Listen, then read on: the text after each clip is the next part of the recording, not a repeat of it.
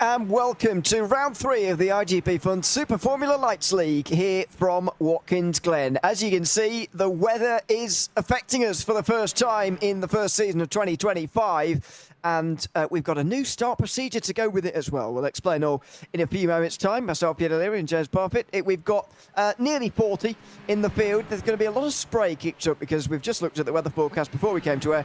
It's going to be very, very wet indeed for the entirety of this race. Yes, it will be. So they could be very, very interesting indeed. Now let's touch on this new procedure for this race only. Now it's a little bit complicated. So what's going to happen is we've got our normal purple zone that goes all the way out to after shoot, which is turn 6. Okay, so that is basically where on top right hand corner of the track map. Now they've also brought in a red zone, which is between turns 1 and 4. As I see that, somebody goes absolutely flying off the racetrack. Now between the red zone, the drivers must stay in 3rd gear until the end of the S's, which is turn 4. Then they must stay single file in top gear until the end of turn 6. So they've gone full safety patrol on the start procedure. I mean, it is one of the most difficult starts on any circuit anywhere, to be honest, especially on a calendar like this. There aren't really, I suppose, Monza at the end of January. That's going to be a concern for everybody as well. But in terms of, lap 1 potential for incidents, this has got to be right up there in this calendar and maybe across the whole of our racing's selection of circuits as well. But it is a very long orange zone right the way round to turn 6, and I'm very interested to see how this staying in 3rd gear business goes right the way till the exit of turn 4. Just to give you an idea of what that actually looks like on the racetrack, Lee Aberdeen is just, I think he's just past that point actually, but if you see the track map on the top left, or the top right, I should say. Turn 1 is obviously turn 1, the right-hander. Turn 2 is the next right-hander that you probably be... Here we go. Turn 2 is probably the flat, or it would be flat out in the dry anyway. It's this right-hander here. Don't know my left and right. This is the next one. This is turn 3. That's left-handed. That's where all the trouble comes because it really narrows there, as you can see. And then this is called turn 4. Even though you don't really think about it, even in the wet. And then, as you cross the DRS line there, they won't be opening the rear wing, but they will be changing up to 4th gear. Because I suspect, I don't know about you, but I suspect that they will already be sort of revving it out almost in 3rd gear when they go across the DRS line. That's why it's going to be so interesting to see, because I've never seen start procedure done like this quite before. Yeah, and then they can overtake here. This is the thing. This is where they can start overtaking from, where Zoltan Zamora is. So there's quite a lot for these to contend with here, and a lot of situations in this fight almost. Let's pick up on the scores for on the doors at the moment. This is obviously the top 20. Yes, and after only 2 rounds as well, we've had one of the drop weeks applied. So this is effectively each driver's best score. Lee Aberdeen and Jesper Sandström both won a race.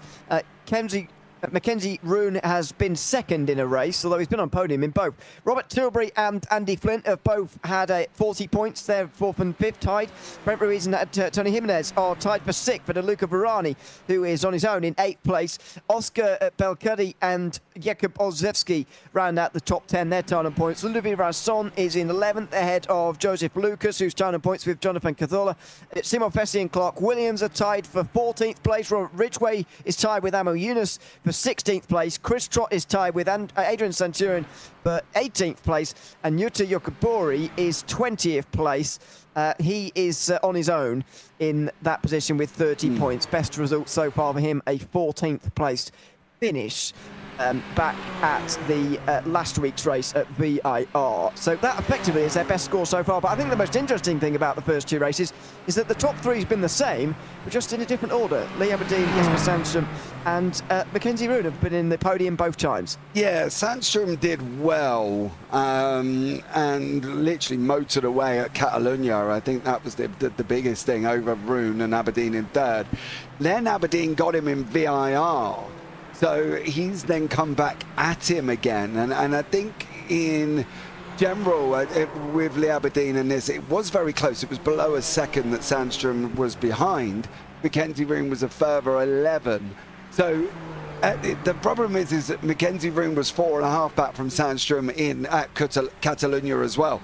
So it seems that Room doesn't quite have the pace, but as we know and as we have talked about loads of times before, rain is the great equaliser. It can cause a lot of issues within the league and within the race. You saw somebody literally facing the other way there. So I think there's all to play for here. These guys are coming to the end of qualifying now. We're going to wait for who's down in 31st. Giovanni Solito will probably be the last one over the race, over the start-finish line here to wrap this one up, and then we'll be into the race. Welcome in if you are here for the first time. Don't forget to like, subscribe, turn on the bells. Fisher Studios, most professional broadcast he's ever seen, Mr. O'Leary, so much love to him.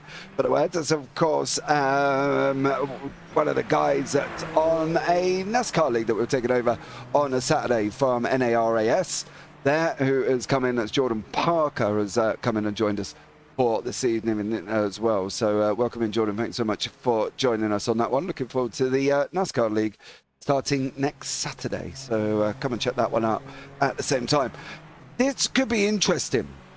Why is it going to be interesting, Mr. O'Leary? Because there's no chicane on the back straight. It is a straight run from the S's straight into the outer loop. How's that going to go? High speed, miss your braking point, you could be in trouble.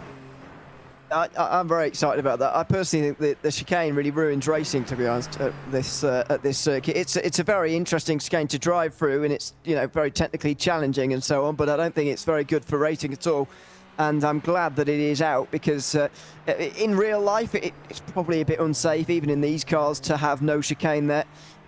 I mean, that's what used to happen back in the before the early 90s. Unfortunately, somebody died in a crash at the end of that straight, and so it was a chicane was brought in and has remained brought in. It's probably going to have to stay there as well. But we are in sim racing after all, and so one of the beauties of it, we can do things that in real life it's just not safe to do. So we're going to be enjoying that, I think, here this evening. Just enjoying the privileges we have by doing sim racing rather than doing it for real.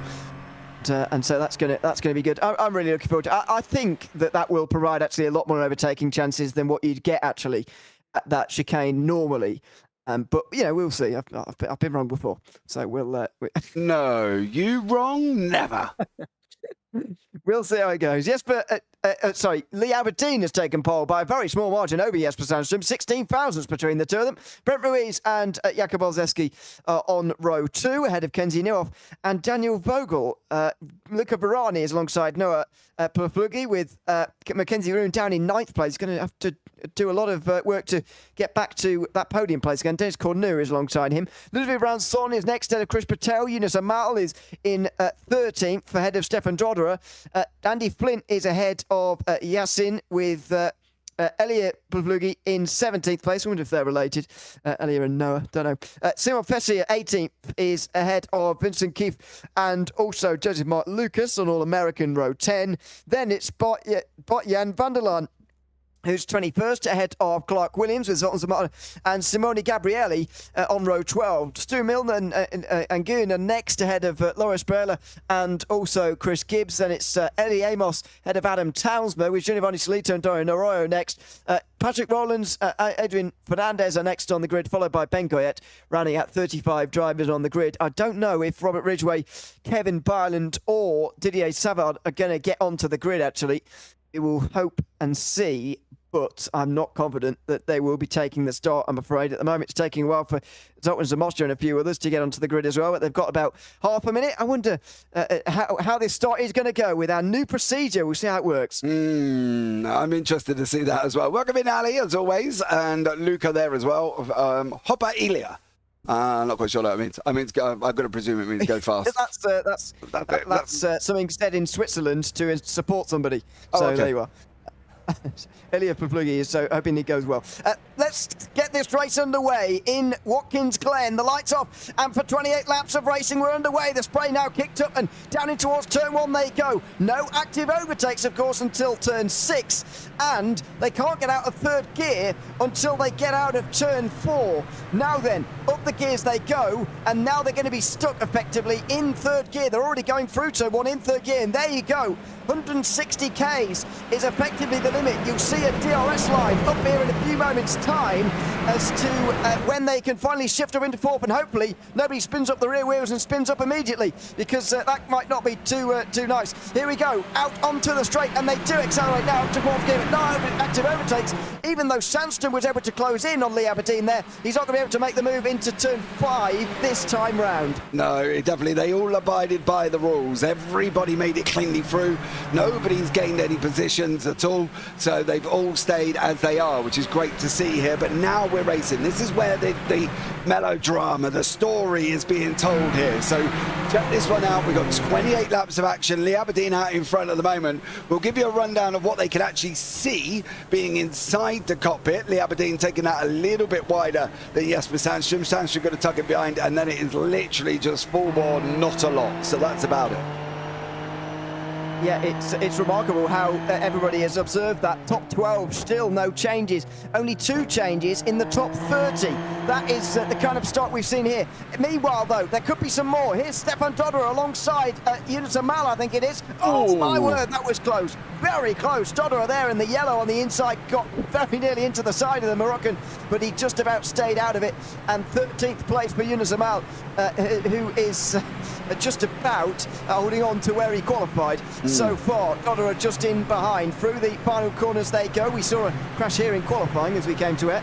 Thankfully, nobody crashing through there through the top 15 or so, which is good to see. End of the opening lap, and it's kept the race start clean, the new rules. It has also meant that nobody's overtaken anybody inside the top 20. Yeah, they are 2 wide further back at the moment there. Joseph Martin Lucas was having a go, and he has gone and made it through past Vincent Cafe that time around. Bart Jan Banda and Simone Gabrielli, they've got a pack behind them, Zoltan Zamora, Stu Milne and Guyan and Loris Berla, with Chris Gibbs leading a pack of Eddie Amos, Adam Townsend, Giovanni Salito, Roland Dorian, Oruro, Centurion and Ben Goyette. So the big pack starting to develop.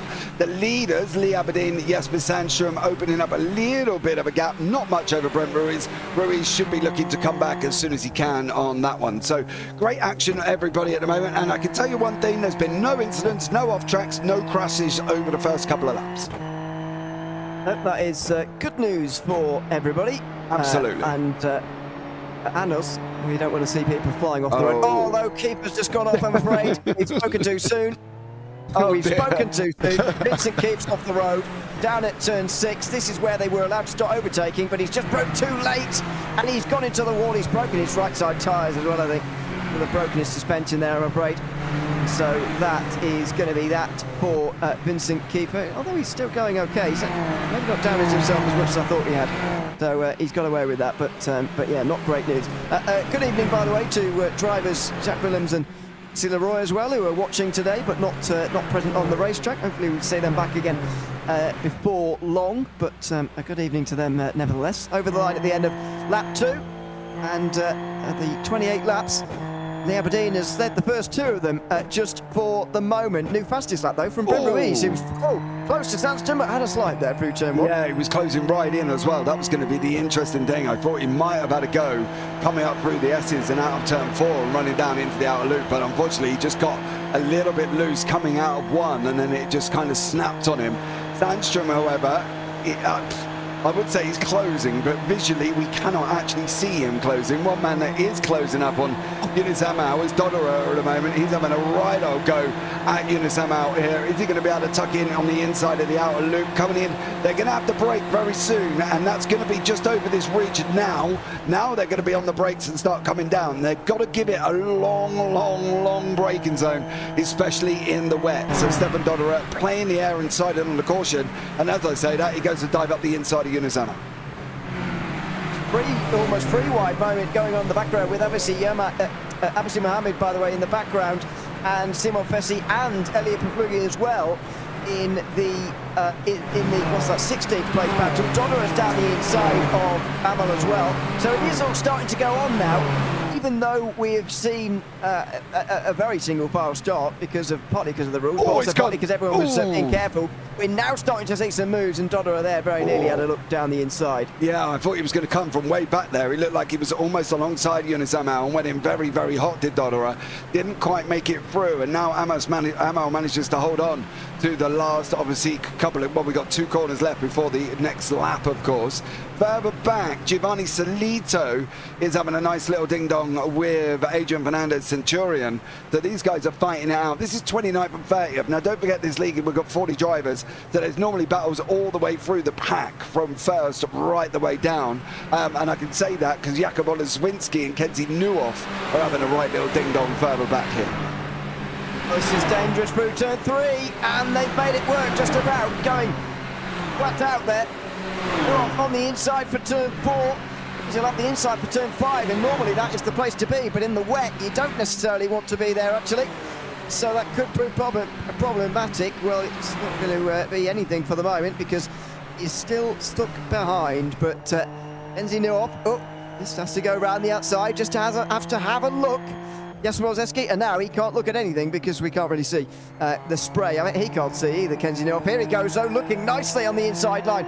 Going up high and then cutting in for a late apex. Seems to be the way to go at turn 6. Inside line for Rozeski there as he just defends. Now a cutback line, a good exit for Nuoff, and he should be through. Has he got it? Not quite. Rozeski's done very well there to enter with such a narrow line and get such a good exit. Nuoff, though, is going to be right into the back of him here.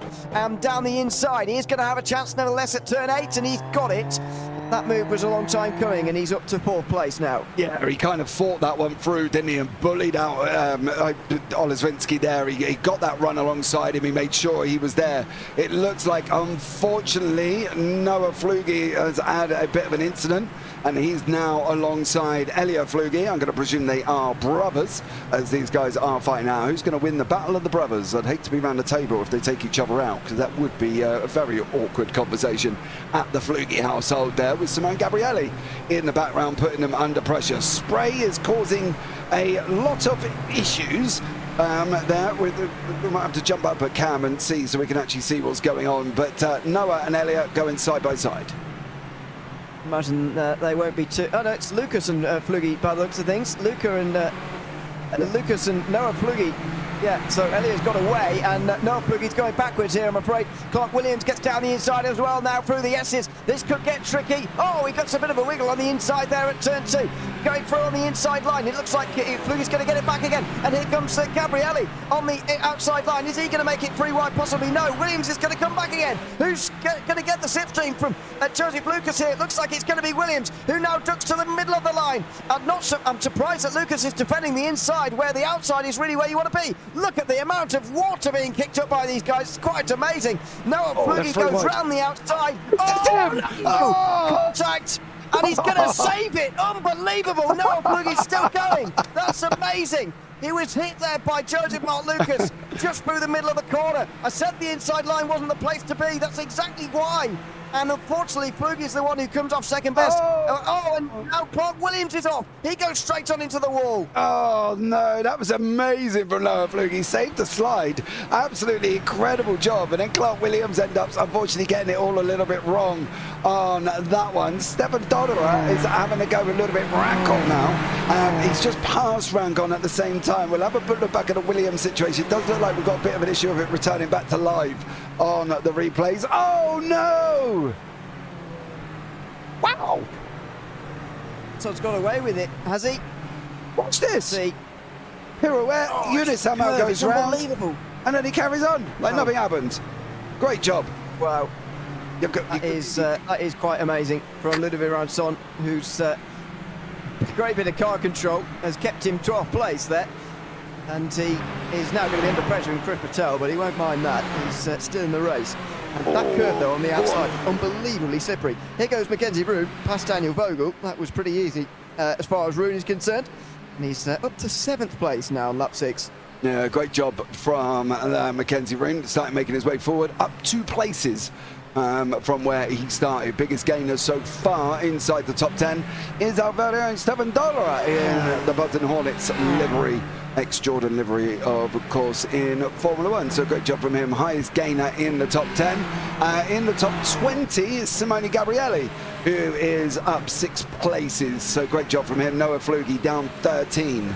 So we did see a little bit of, obviously, that drama that took place there. Patrick Rowlands and Fernandez Centurion are having a side-by-side, and Yunus Amal is in the side of the off-track. I have seen that one. And that's... I suspect he the end of the straight. He slid on the way in. Did he grab the wall? No, didn't quite grab the wall. So Amal gets away with it, but either way, he is down the order as a result of that. Where has he dropped to? 18th place. Down 5 so far in the day. The biggest mover forward is 8 positions moved up for Adrian Fernandez by the looks of things. For me at the moment, he's down in 26th, but he's made up 8 because he started second last. Clark Williams is out of the race, by the way. Our first retirement as well of the day has already come. Unfortunately, Didier Savard, Kevin Byland and Rob Ridgway didn't take the start, despite the fact they did do a bit of practice. Maybe decided, they saw the conditions, thought, maybe I don't want to do this after all. So they are out of the race, unfortunately. 6 laps gone, and Lee Aberdeen still leads the race. Jesper Sandström is just behind. It really is turning into a bit of a battle between those two. Sandström beat Broome by 4.5 seconds in the opening race, and last week Aberdeen beat Sandström by 0.8 of a second. It's really about those two at the moment. Yeah, it does. I think they're... It's interesting because you've got past champions in this top 3. Lee Aberdeen, Brent Ruiz, Kenzie Neuhoff. They're all champions. Luca Barani is probably the only one that's not, and he's down in 5th at the moment. So we've got champions battling it out, and it looks like Jakub Oleswicki has, well, he's gone. He not only went off, but he went off. There you go. Oh, the outside curb, and he grabbed the wall here. It wasn't quite as... lucky or skillful, depending on who you ask, as Ransom, and then he went up for a second time. He's pretty much hit all 4 corners there, I'm afraid, of his car. And so that is the end of that as far as a top 5 run goes for Jakub Olszewski, which is a shame to see. So he is down on pit lane at the moment with a few others. I suspect they won't be the last one to end up down pit lane, though. There's going to be plenty more in the coming 21 laps. Yeah, I think that, as I say, they're not going to be the only one. Abessi Mohamed Yassin is in, he's got Yunus Amal from Unity Racing tucked in right behind him. So these guys fighting out for 16th and 17th. I think this is the thing, isn't it? When we watch racing and we normally sit back and go, oh, they're fairly spread out. There's a battle every single time here on the racetrack in the IGP. So it's something to look forward to. You can see Yunus Amal closing in on Abessi here. And is he going to be able to make short work of him? I don't think he's going to make short work of him going up into turn 1. I think he could get the run up the S's. Yeah, I think so. This is the best place to do it. Although it's maybe more difficult than I thought at turn 5, to be honest, because the outside line is actually the place to be, and the water really collects up on the inside lines, as we saw with Lucas earlier on. Find yourself getting a lot of understeer, but it doesn't seem to be a problem for Yunus Amal at the moment. He's got a good bit of speed on the outside line. He's going to be straight past here into 16th place. So there he goes, regaining some of those places after his off down at turn 7 earlier. A little look down to the inside there from Abessi Mohamed Yassin, but he's not been able to do it, and so 2 of them change places.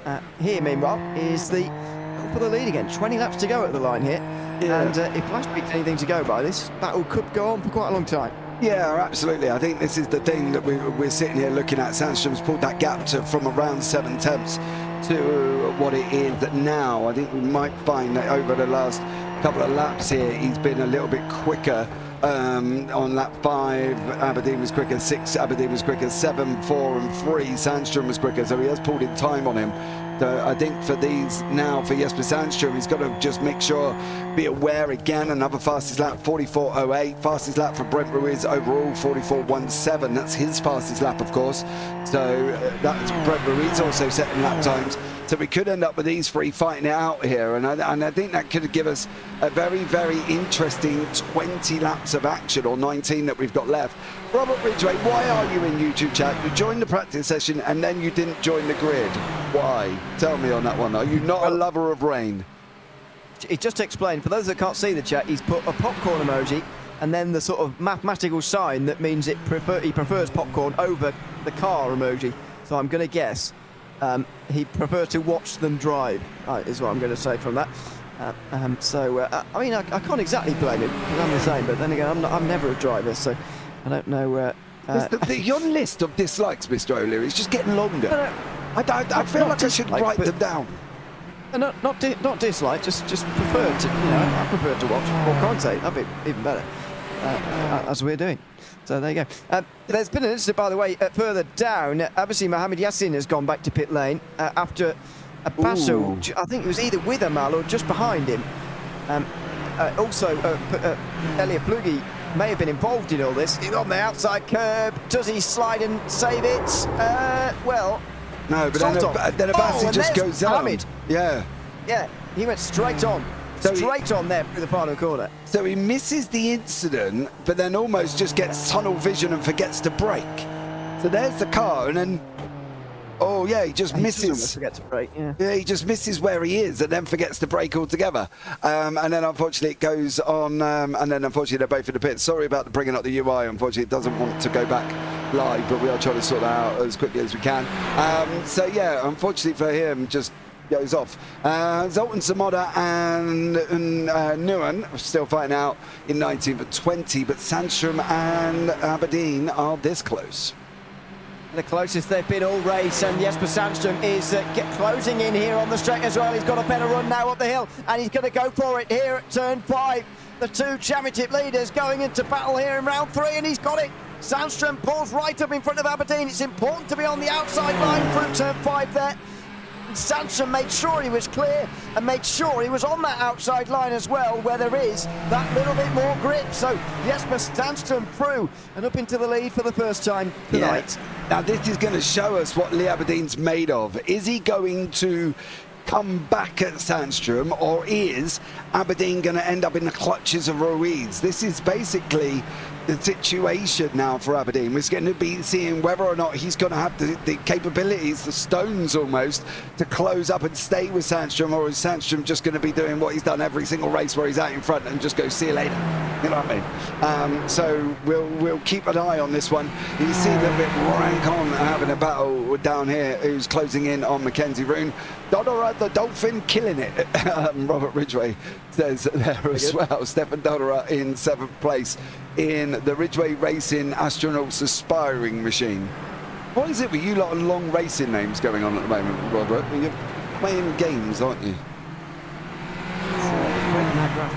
Yeah, it doesn't like it whatsoever. Look at it, they end up way too long and then they're hit by the car. So the car's in the way. Yeah, that's Chris Patel in his one. And then Stefan Dodderer's in, aspiring to be aliens. I don't know what's going on. I think they're having games and fun and games. That's very good. This is the battle for the lead, and Sandstrom has really turned the pace on here. He's got a lap car ahead of him, by the way. Someone who's pitted, I would imagine that is it?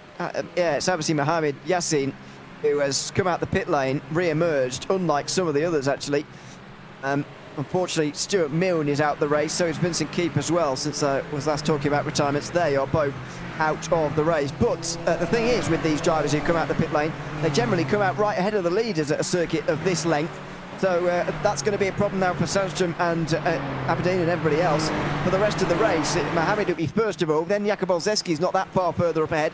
Then up ahead of him is Ben Goyet, then Doan Arroyo, and then those guys who haven't stopped yet, those two. So they'll be in the way as much as they can be. Although that's so far very good blue flag driving there from obviously Mohammed. Oh, it's making me very happy. He's making me extremely happy, is obviously Mohammed right about now, with the way he's handling these blue flags. Go to the left as well, son, or stay where you are. There you go. Oh, see, this is... If we had a dictionary on how to handle blue flags, we would put Amassi Mohammed's picture right next to it and say, follow what he did at Watkins Glen.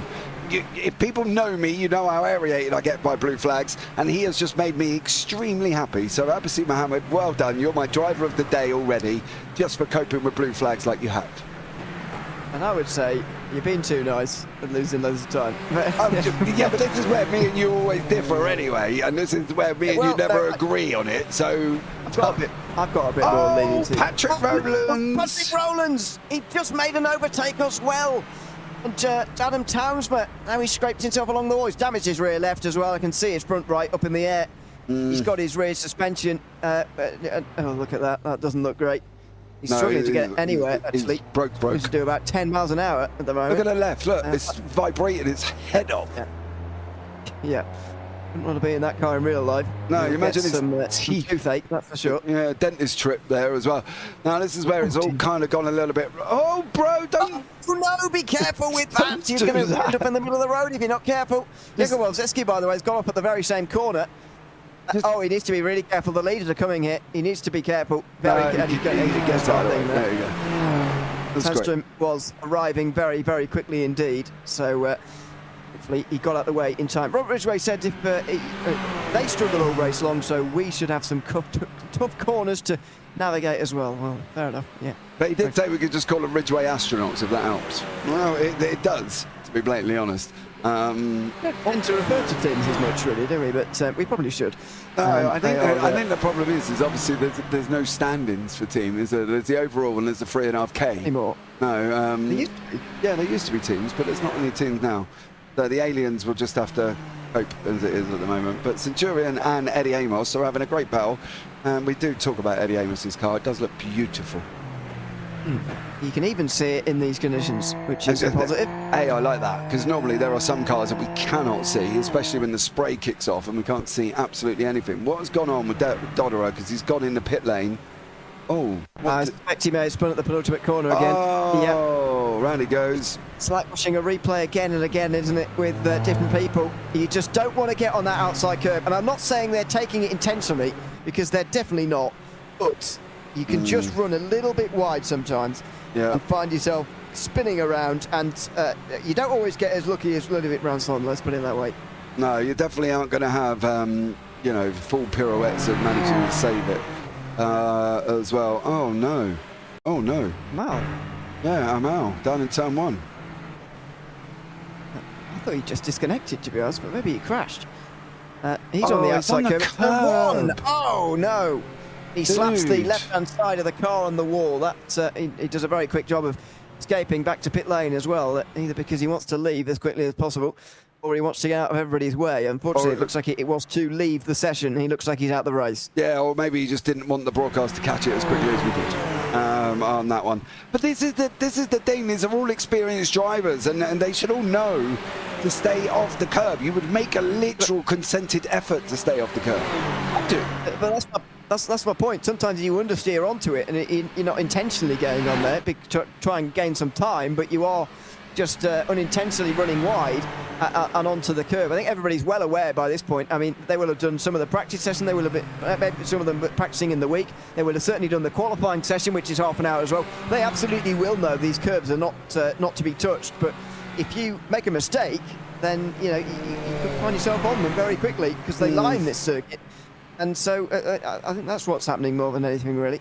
You know, the interesting thing, though, out of all of this, with all of this action and incidents and every other drama we've got going on, Simon Fessi, top gainer in the top 10, up 8 places, which is great.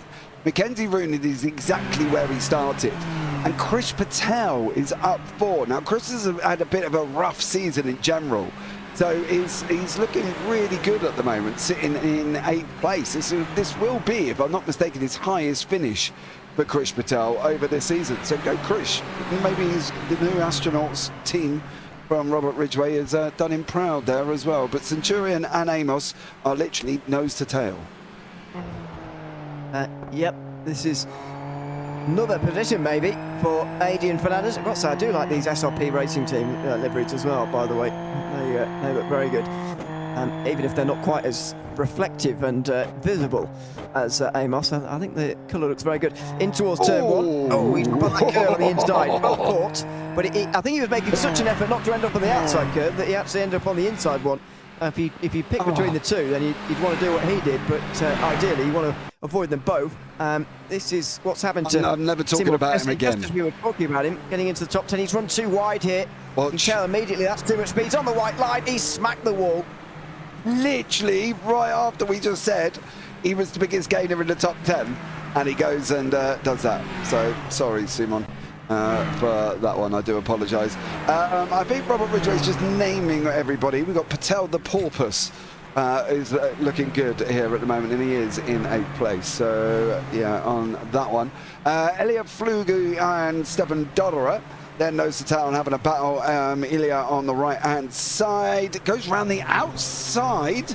Are you going to manage to hold it? Yes, does hold it. Dodderer's not quite given up, but it looks like it's all could be done. By the way, because of the hours and track limits down there, that might not even be an off-track for Elliot Flugi because of the way that it works down there. I don't agree with it necessarily, but that's the way the system works. Oh, and he's realised you're better off just running very wide and getting an off-track than running on the curb there, Flugi, and so he just goes that little bit wider and holds on. He's 16th ahead of Stefan Dodderer. That's made a stop in this race, as we saw at the time. He's the highest of those who's made a stop so far. He's back down the inside at turn 1, and he's back in front again into 16th place. Stefan Dodderer was a little bit forceful there as well, didn't he? He wasn't afraid to give Flugi a little bit of a argy-bargy side-by-side moment. So for him, Flugi is now going to come back at him. He can't go too early. He hasn't gone too early at the moment. You're going to see there is Dodderer on the left-hand side.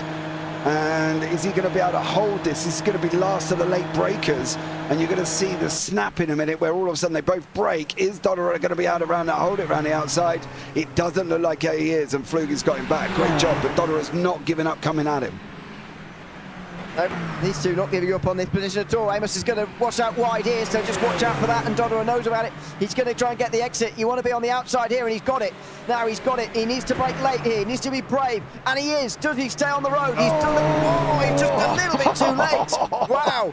You need to do it there, get late on the brakes and get round the outside, but if you're just too late, you'll end up in the grass, or you'll end wide and not quite in the grass, which is what happened there to Dodderer. He's going to go on the outside again here, do basically what Flugi did to him last time. No, can't do it that time round. He didn't want to go up on the curb, probably, so stays behind. This is a good battle between these two, though. They do seem quite well matched. Yeah, they're not afraid to give each other a little bit of an elbow either. Flugi opened up the steering coming around 8 and literally gave Dodderer something to think about and was like, go on then, what you going to do here? Because Flugi had opened it up on him, and it was either going to be, Dodderer was either going to back out, he was going to need a new nose job, or he was just going to get off, and it was going to cause one mass melodrama of both of them. But now he's going to go once more. He's coming down on the inside. Dodderer again, you can see squeezing him. Later on the brakes, Flugi's going to look for the cutback, not making it through this time. This is great action for Dodderer and Flugi here. There's fantastic stuff between these two. This for Flugi looking around the outside through turn 2. He's going to be on a quite tight line for turn 3. Is that going to do wonders for his exit? Oh, it's been okay. It's pretty much level now with Dodderer, to be honest, in terms of speed. He'll duck in to get a little bit more slipstream.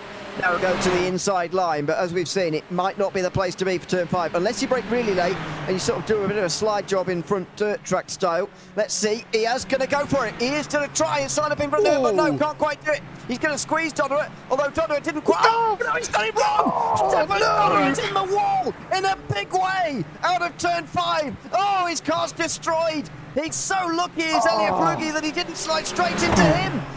Stefan Dodderer gets on the outside curb and he smacked into the wall. My goodness me. Man, there's only one way. One way. Round he goes. Bang. Oh, dude, that was mighty. If that was IRL, well, that would have been a red flag and an ambulance. I can tell you that much, but it wasn't. So thank God for that. But that was just unbelievable crash there from Stefan Dodderer, and they were doing so well.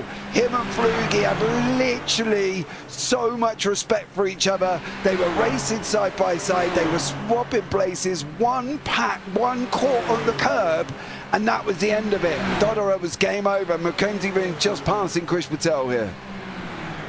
That's a pretty easy pass, much easier in towards turn 5 than the pass that we saw a couple of moments ago, but my goodness, that was a big accident, a real shame for Stefan Dodderer. Of course, not the first incident he's had today, so that is going to be, I think, repairs that he'll have to take the entire of, and unfortunately he's retired as a result. So That's one crash too many, I'm afraid, here tonight for Stefan Dodderer. The Dolphin is dead, I'm afraid, and so Stefan Dodderer is out of the race. Kenzie Nieuwhof is closing on a podium, maybe, for the first time this season. Brent Ruiz is the one standing in his way. Been quite quick at times tonight, actually, Ruiz, but not quite consistently enough. Now he's under a bit of pressure, really. Yeah, he is. Unfortunately, Nieuwhof there for the Hydroforce Racing Forces closing in on him there as well. You know, the interesting thing is Justin put 100G impact. Do you know what? I dread to think what that impact G was, because he hit that hard, deeply hard there as well. So, yeah, tough one. Bart-Jan van der Laan and Ewan are fighting it out. I'm sure there's got to be another name in there somewhere. But this, It can't just be that.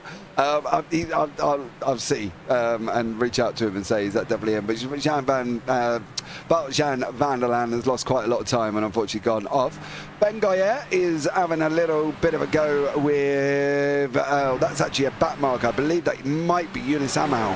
No, Dennis Cornu is behind Ben Goyer here, lap down. So it's the choice of whether or not he gets involved or whether or not he doesn't. It looks like Goyer is just going to allow him to go through, so the guys continue to fight.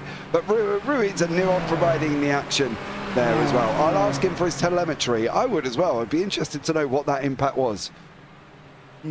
Yeah, it's because as well on the, or just before the barrier there, if you do spin early enough, there's sort of a ramp of grass almost. It's like a small grass bank that is sort of separating the short layout that the NASCAR Cup Series might use and the full layout that we're using here today, and that sort of ramps the car up into the air slightly before the impact as well. It was a monstrous crash, maybe the biggest we've seen this year. Oh, in the backfield, Kenzie Nieuwhof. Oh, he's got away with it. Crazy as the wall. They'll get away with it. He won't even lose any places, will he? Oh, he's going to have to. Oh, he's just stuck the wall. That's a bit annoying. He's going to lose places now. Oh, he's really awkwardly stuck in the way. That's Luca Varani who goes through. Now he reverses and he gets away with it. Vogel's not close enough. No, 18 seconds. There he is. He's just to the back of him. There's Vogel in the white and black. Nieuwhof there. Well, he's still in the top 5 at least, but it's cost him about 20 seconds, that spin. Yeah, and it's just a carbon copy of the curb, isn't it? You know, that's the thing. We've got van der Laan having a go at Adrian Fernandez Centurion from SRP here. These guys continue to fight it out. Bart-Jan van der Laan there with the most lovely name that you can just wheel off the tongue at any point on that one. Jakub Oleszewski's jumped back to pit lane. I think he's had a bit of a rough one. Zoltan Modder has also gone back to pit lane at the same time. But yeah, nice spin by Nieuwhof. Didn't grab the wall, which was always good, and managed to make it out the other side. So a great job from Kenzie Nieuwhof, but unfortunately he's just lost a bunch of time in the process. Yes, that's a real shame for Kenzie Nieuwhof. At least he is in the top 5 though, and he should hang on to that now, although that might be where he finishes, to be honest. The leaders are just coming up to the end of lap 19. They're not actually that far behind these guys as we follow them for 15th place. I'd imagine Fernandez, not that long ago, got past Bart-Jan van der Laan. He's probably got his eyes focused up ahead. Lady Amos, 18 places gained for Fernandez so far today. Started second last of those who did start. Looks like he might get 15th place as well. A fantastic drive from him today. Yeah, well, van der Laan went past him first, and then about 10 seconds later, Fernandez got him again. So these guys are backwards and forwards. They're fighting it out on that one. Cornu's closing in on, it's got Mackenzie Roon closing in behind him. So that was actually Cornu lapping Ben Goyer earlier on. So that was my mistake on that one. Didn't quite catch that. But Cornu actually now lapping, but he has got now Mackenzie Roon tucked in for company. And that's never the most easiest person to have behind you. Certainly not. And on the podium twice this season is Mackenzie Roon. In both of the rounds so far. We've only had 2. So he's been a very strong driver indeed, but now he is having to work his way in the midfield a little bit. It looks like Sandstrom and Aberdeen are going to continue their streak of podiums that will stretch to 3 races each. However, it's going to be going the way of Sandstrom as things stand. Roon just trying to get back towards even the top 5 would be impressive from this point. I think to take that off Kenzie Nieuwhof would be pretty impressive, but let's see, he's going to get through pretty easily here on Dennis Cornu, although he's he's getting nowhere on the straight. It's me. Has he got too much downforce on? Is he lifting off? I mean, very weird. He won't lift got nowhere there on the straight. He was not. He weren't lifting, but he just pulled out and almost hit a wall of air and didn't go anywhere else. So yeah, unfortunately for Mackenzie Rooney, it doesn't look like he's quite got the top speed. And as we talk about Van der Laan and Fernandez, they're having a battle and closing in on Eddie Amos. Robert Ridgway, I did find that absolutely hilarious. Maybe Mr. O'Leary will sing it for you. I don't understand what he's going on about, to be honest with you. Have you never heard the song Go Back Betty? Well, Black Betty? Nope. Oh my God. That's no surprise to anybody who knows me, I don't think. But yeah, Van der Laan does get through, meanwhile, in towards turn 1, but Fernandez is going to be surely coming back again in a couple of moments' time. Here he goes, in fact, in the slipstream, in the spray. He's going to be on the outside line. He's going to be through here very easily, I think, on the back straight. He's even going to get the slipstream from Amos. Kenzie North, meanwhile, is out from 5th place. Yeah, he's crashed. Crashed. I just want to let this play out here. And we'll see how this one pans out. Does Fernandez hold on to it? No, Van der Laan's going to run him. Wow. Run him around the outside. Grip of plenty on that out. Wow! Go bar! That was awesome. Great run from Van der Laan around the outside. Just seemed to find grip for days out there as well. And this is Nuov. What did you do? Oh, there's a curb there. Yep. Too early on the power, then slid out wide, then got into the wall. Ouch! Both his front tyres gone there for that. So his suspension absolutely toast. It looks like Kenzie North is he's still repairing his car, but I'd be surprised if we see him again in this race. So Mackenzie Roon, meanwhile, has made a pit stop as well. He's down to 11th now, though, and Win is just... is he past him? It looks like he's only just past him. So that could be a battle for the top 10 later on.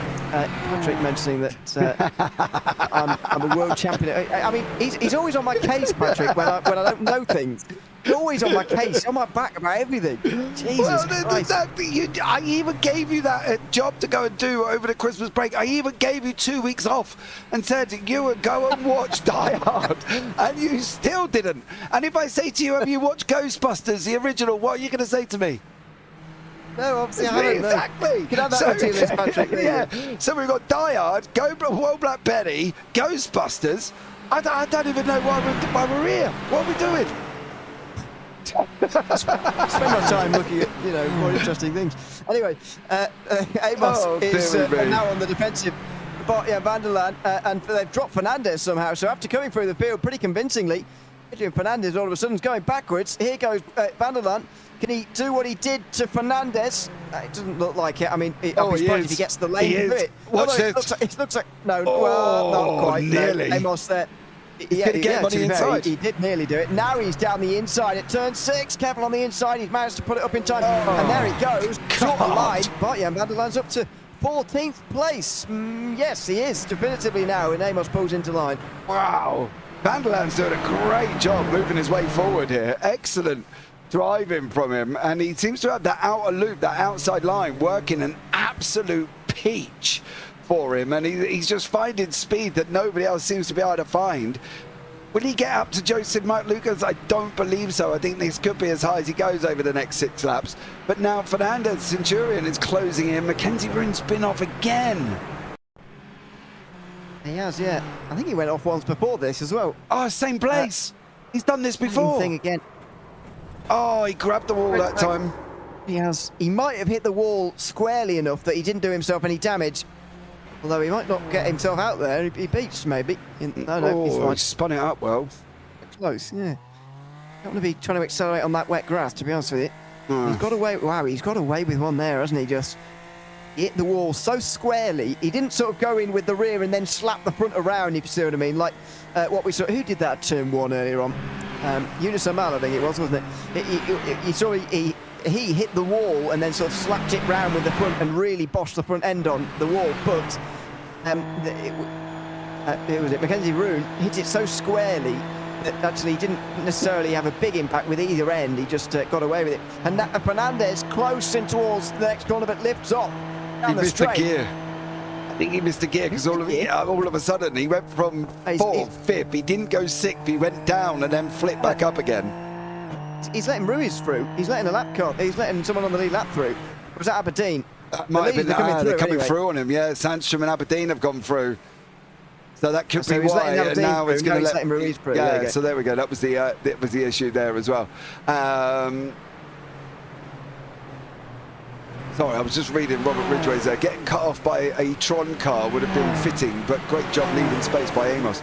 Yeah, he does well, does Eddie there, but he is now under attack from Adrian Fernandez. Fernandez, yeah, he's lost it there. Fernandez just got down. I don't think Eddie's quite going to stop that car. Being too nice is dangerous. Yeah, but you're not. Just stop it, Mr. O'Leary. I think you've got to understand something. These guys are fighting, and they both did the same thing. Fernandez, this is the respectful racing that you get in leagues.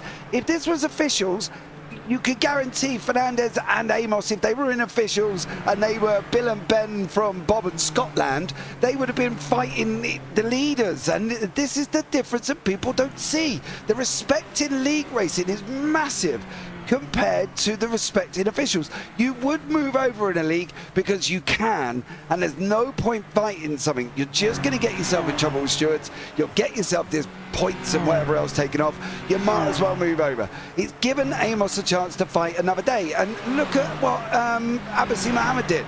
He didn't care about his own race. He just didn't want to cause a problem for these guys at the end of the day.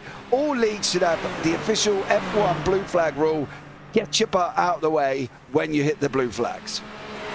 Well, if respect is giving up your 15th place for someone else, then fine. It's 15. Luca Varani's he ain't going to win the lottery from there, is he? Well, you know, he ain't going to win. Matters and all that. Yeah, I know. Luca Varani's in the pit lane, by the way. He came in normally and then just escaped, as far as I could see. I don't really know why. He's still in there. He is still in there, yeah. Oh, he's crashed. I don't know what he's doing. Oh, he has crashed. Goodness me. So he must have crashed towards the end of the lap. Maybe it's that penultimate corner again that's been causing everyone so much problem. Because, as far as I can see, he drove in, but maybe he didn't. He did drive in, but where did he have the drama? There's nothing. Oh, he had. Oh! Wow! Oh, he's flipped. Was that Rune? That might have been alongside Rune. That looked like Kenzie Newhoff up ahead of him. Yeah, it was Newhoff, yeah. And Newhoff went for his own spin to the final corner, his own crash. As he re-emerged after making his stop earlier, he came back again. And then, well, I think this is his original one, isn't it? Yeah, it is. Yeah, this is what happened. This is his first crash. And he had a second one in front of Luca Varani, who was very unlucky to get caught up in it. I can't. Hold on. I'm on a bit of a mission. So he entered in here. This hasn't shown up. Whatever that was there, it didn't show up. You can see him coming back. Bang. And then over we go. Look, if you're seasick, I do apologise, but we do love a good shot from the cockpit there as well. So great job. Did love the pirouettes there as well. Oh, poor Luca. I know. But Luca Varani. Yeah, it's gone round. But Giovanni Solito's still carrying on. Solito up 13 places. Not the biggest gainer, however, with Adrian Fernandez up higher than that. So, yeah. Yeah, this is the highest position battling over now in the field. 17th place. It is just quietening down in these final 3 laps. We're about to have 3 laps to go. Sandstrom's not that far from the end of lap 25, but yeah, this is getting interesting here between these two. New personal best from memory, by the way, in 9th place. But yeah, not many battles remaining. There's been quite a few retirements. In fact, nearly half the field actually has crashed out now. Yeah, we've got from 23rd down is either out or in pit lane. Roland, Gibbs and Newhoff are in pit lane and have been in there for a while. Ben Goyet is the last runner in 20 seconds, believe it or not. These guys are fairly spread out. One of the things that we haven't picked up on is the fact that Sandstrom has done what Aberdeen couldn't do. Aberdeen couldn't get away from Jesper. Jesper could get away from him. Now, I did say at the time when Sandstrom went through, whether or not Aberdeen's going to be coming into the clutches of Brent Ruiz, well, he is. It's just dropping down to nearly a second. So for Brent Ruiz now, he can see Aberdeen. It's all to play for. Yeah, it is, but I'm just not sure that the American is quite consistent enough on this speed. He's very quick when he's got it right, but unfortunately he gets it wrong on one too many laps, I think, and he could be just falling short, kind of in a similar way to what Sandstrom had last week with Aberdeen. He might just run out of laps to make the pass. and finish about 8 tenths behind him. We'll see, but there's really not very much time remaining now. Luca Varani's back out the pit lane, by the way, and then there's an all-Swiss battle now for the last spot inside the top 10. I didn't think Varani was going to come back again, actually, but here he is, looking at a top 10, maybe. Yeah, great job from Luca there. He went into the pits, got damage repair. He was in the pits for a minute 4. Oh, Flugel. Oh, Flugie. No. Sorry. Got away with it. He did. He should be able to carry on, but that is brought in Joseph Mark Lucas and Mackenzie Roone in behind him. Roone there, still out on track, down 4 places in 13th, been around a couple of times at the same time. Whoa, yeah, I know. I don't get why they're on that. What are you doing? Stay off that curb there as well. But Mackenzie Roone's still out there, so fair play. Ilya Flugai in the pit lane. We've just seen him in the background. Talking about Brent Ruiz, down to 8 tenths. Yeah, it is. Sandstrom sets another fastest lap of the race so far. He is the quickest driver on this circuit. That is not in doubt anymore. As you say, we saw the incident for Frugi. I didn't think it would do him any damage, actually, but it clearly did. Mohammed, meanwhile, is back into pit lane. Ever seen Mohammed Yassin, and unfortunately, that might be the end of his quest to get points. Maybe only 20 drivers are going to get points here. Has Mohammed done enough laps? No, he's 1 short. Sorry, he's 2 short. It's 2 short of getting points. Joseph Mark Lucas, meanwhile, on the back of Roone, trying to repass, can't do it. Mackenzie Roone is 11th. Yeah, Mackenzie Roone's just gone through on Joseph Mark Lucas there. You can see that 21, 20. Look at all the people out the pit. They're absolutely insane. I don't think we've ever seen this many people out on this series, have we, to be honest? No. I don't remember ever a race like this. But then again, rain hasn't been a thing very long, and even less for this car. So I don't think this was one of the original cars that rain come out in. Was it? Maybe what? No? I don't think so. But I can't remember, to be honest with you. But even if it was, it's only been around for 3 seasons, and we haven't had very many rain races. I think Watkins Glen's a very difficult circuit anyway. When you add in the rain, deceptively difficult. I think when you add in rain, circuits become very, very treacherous indeed. And to be honest, if this was real life, they might have thought about just cancelling it, to be honest with you. But again, as I said at the start, it's a great thing about sim racing. We can continue on in conditions that wouldn't be suitable in real life anymore. Yeah, I don't think they're too dramatic. I don't think they're quite F1 Spa, you know what I mean? Dramatic. But they call it off all the time. I know. That's F1. Yeah, but I think it's the different. Oh, we're on the final lap of the race. Jesper Sandstrom coming over to take the final lap. Brent Ruiz has got 1 more lap to go. We'll keep an eye on that one.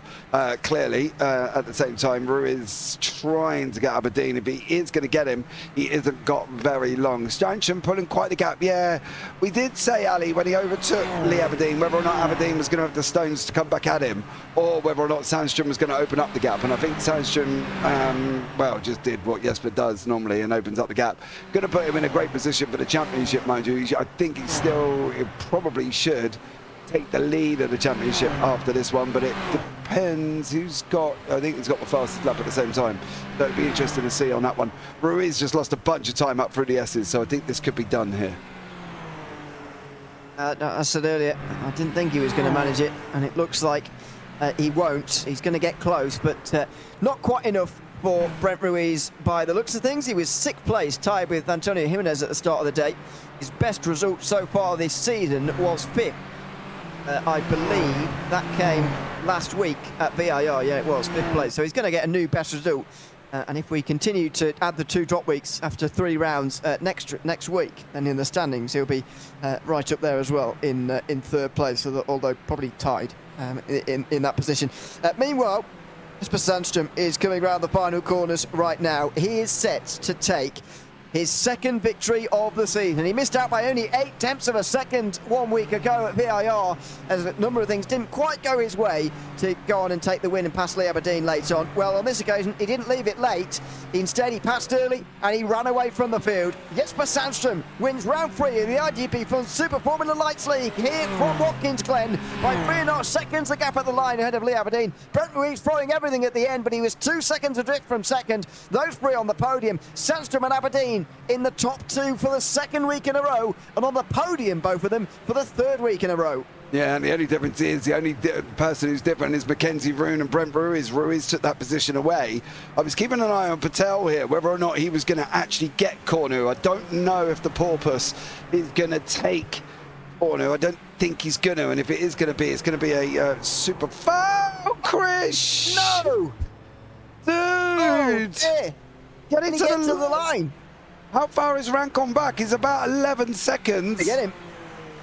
Oh, Gonna get him. Krish. Oh, don't get spun around. You won't be able to turn around again. You need to get to the line here. Where's Ewan? He's going to be overtaken for 9th and 10th as well, is he? Certainly 9th. There goes 9th, and Luca Varani's too far back. Oh, no, careful, Patel. You need to get back on the road here. And oh, dearie me. He's coming. This is dramatic stuff. Oh, no. Win. Yeah, he's coming. He's going to get now, I think, for 8th place. Is he? It's quite close. Oh, he's made it. Oh, well done. Well He's just done, about made it by 3.5 seconds. Oh, that is probably...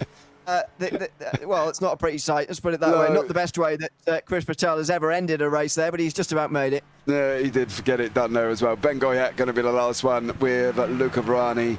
Varani's going to come across the line fast ahead of Mackenzie Roon, who's had nothing but a roller coaster, and then there's Ben Goyette in front of him as well. Great racing. Unfortunately, though, half the field in the pit lane. Never, not a great race for some of these guys, but at the end of the day, it was great for me and you. Yes, well, that's the most important thing. Of course it is. Yes, for Sundstrom wins the race by 3.5 seconds ahead of Lee Aberdeen and Brent Ruiz. As you say, the only new podium driver here today. We've had 3 races and 4 drivers on a podium. Very weird. Daniel Vogel and Dennis Cornu round out the top 5 with Ludovic Ranson getting 6th place. Andy Flint as well gaining a place. Chris Patel finished with 3 wheels on his wagon, but unfortunately was a bit more hapless than Hamilton, and he finishes 8th. Engwin finishes in 9th place ahead of Luca Varani, who had that... barrel roll towards the end, but still managed to top 10, and Mackenzie Roon, who finishes for the first time off the podium. Joseph Lucas finishes in 12th place ahead of Adrian Fernandez, the biggest mover forward. Elliot Flugie and Eddie Amos round out the top 15. These guys already, by the way, 1 lap down, as was Adam Townsville, Giovanni Salito, Dorian Arroyo, Noah Flugie and Ben Goyette. Abasim Mohamed Yassin finished 21st. Did he do enough laps? I don't think so. To get to the 3 points, back. He's 3 laps down. I don't think that's he enough. Did 25. You need to be within 10%, don't you? So that's 2 laps down at most. Don't think he's going to score points from there. Oh, that's like 2.8. You're going to moan at him over a 0.2 of a lap? I'm just reporting what the rules are. I didn't make them. I don't think that's good. Change him for that one, Luca. We'll see. He's my driver of the day. He's my driver of the day for blue flags. All right, so he's going to score points. I'll talk to Luca directly. Okay. Van der Laan also retired, as did Patrick Rollins. Kesey Newhoff and Chris Gibbs retired 8 laps down. Zoltan Zabota was 26th, but at the end, Hans Jakob Olszewski, Stefan Dodder, the Dolphin, crashed in a big way in 28th. Simon Fessi and Yunus Amo ran out top 30. Simone Gabrielli, Stuart Milne, Vincent Keefe, Loris Bella and Clark Williams all retired. Those quite early on, actually. Not starting Didier Savard, Robert Ridgway and Kevin Byland, although they practiced at least in part. Well, that was quite exciting, as you say. Rain always produces good racing, but my goodness, it was treacherous out there here tonight. Yeah, it was. And I think, you know, a lot of people are going to learn that it wasn't the best way to drive Watkins. Let's just put it that way. That's all you can really say about it, isn't it? It was dramatic. Moments, there was deja vu a lot of the time off the curbs. There was a great overtake by Van der Laan around the outside. He did it a couple of times at the chute. So we had a bit of everything. And then we had a spectacular Luca Varani barrel roll. Yep, always enjoy one of those. Yeah, I love it. Hey, we love a good barrel roll, especially from Luca. He don't really get himself normally in many dramas, does he? To be blatantly honest. That one wasn't his fault, so you know. Was it avoidable? There was a question in YouTube chat that would have been could it have been avoided? No. Or you're not sure, are you? The apprehension. Oh no, I'm very sure. The answer's no. Oh, okay. Well, there you go. We'll have to see us that one as well. So let's see how we get on. Just want to mention, don't forget later on, guys, we've got the triple bypass. They're starting their next gen series as well. So come along and join Biggles and Jim Cunningham for that one. I'm going to go and get tucked up in bed. Mr. O'Leary's going to go and watch Die Hard, aren't you? You'd wish, I suppose. Die Hard, Ghostbusters, all in one night. And research what the Black Betty song is. All right. Well, I won't be doing those things, but anyway, that's besides the point. Big thanks to everyone who's watched tonight and chatted with us as well. It's been a lot of fun as always. As I say, make sure you subscribe to the JP YouTube channel as always, and check out the other broadcasts throughout the week between now and next week's broadcast, which will come to you live from Phillip Island on the 12th of January, 9:30 UK time, live as always. That's it from myself, Ian Leary and James Parfitt. We'll see you at Phillip Island. It's goodbye for now.